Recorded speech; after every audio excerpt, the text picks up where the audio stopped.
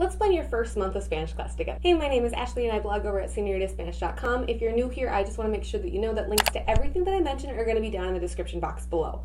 Alright, so let's get started right away with the first day of school. There's a lot of different things you could do on the first day of school, and I actually have a full video where I share my plans for Spanish 1 and a video with how to get into Spanish 2. So if you want like a really detailed explanation, there are those for you to go check out. But there's a couple of options I just wanted to throw out for you. So option 1 is you could go through your syllabus. Some people like to just start off by going through exactly the expectations, exactly your policies and your procedures, so that is an option. Another option would be to do different getting to know you icebreaker activities, and I know some people hear the word icebreaker and they just kind of cringe. I have a video where I've shared 15 different icebreakers that I think are great options, not cringe, that are a good way for you to kind of like get to know your students without making them feel like they're on their spot and they have to like stand up and talk, so not high stress. You might like those options right there. But my personal favorite way to start, especially with Spanish 1, is to get right into this Spanish, and that is this lesson plan that I shared for you here on my channel. And of course, I don't know how your school calendar looks, but usually what mine has turned out looking like in the past is that we'll start on like a Wednesday or a Thursday, and so we'll have 2 to 3 days of class, and then we have the weekend. So it always feels a little bit weird to start with like a full unit.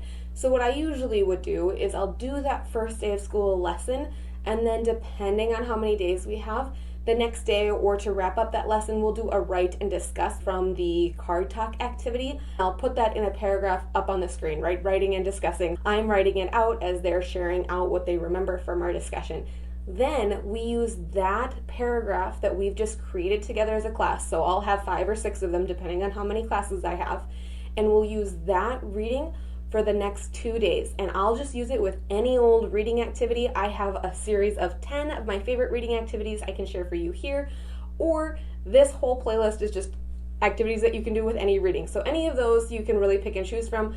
I tend to do choral translation, and then volleyball reading, and then speed date translate. And I've shared before how I love to do those 3 in that sequence because they build really nicely, so that's a great lesson plan as well. So after those first few days of school, when you're ready to start to get into a normal schedule, what do you do next?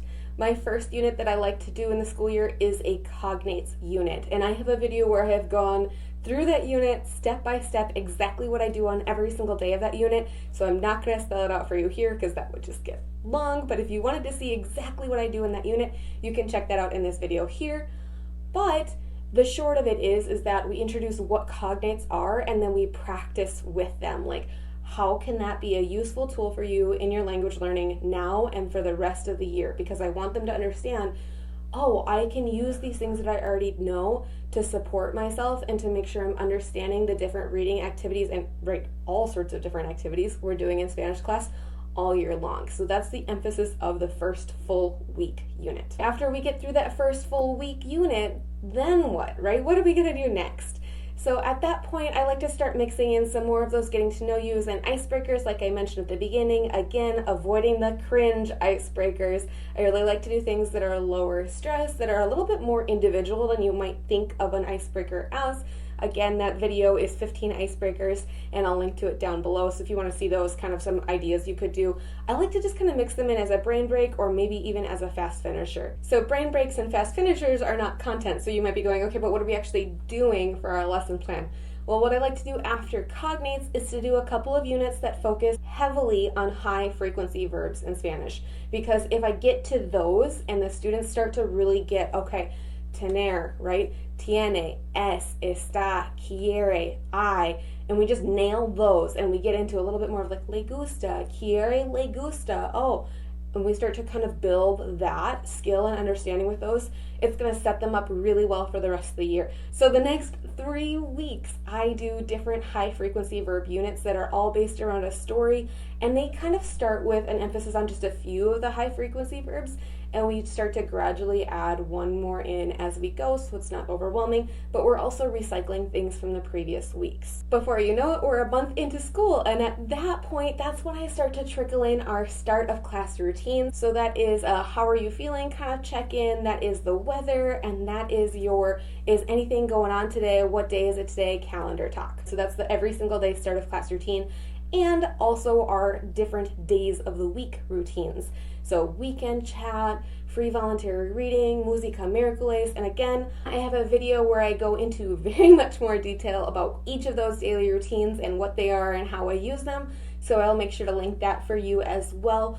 But basically we do a start of class routine and then a different daily routine all week long. So after the cognates unit, after the high frequency verbs units, that's when I start to add these in. And then our content, as you might be going, okay, but that's like 10-15 minutes of class, what do you do for the rest of the class?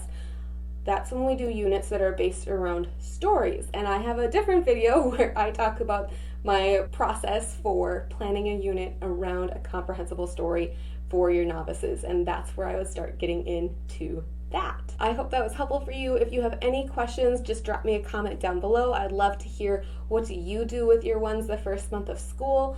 Do you do anything different? Do you do anything similar? Comment down below and let me know. And if you're looking for more inspiration and ideas, you might like this video here with 30 different activity ideas for your world language classes. All right, I'll see you in the next one. Bye.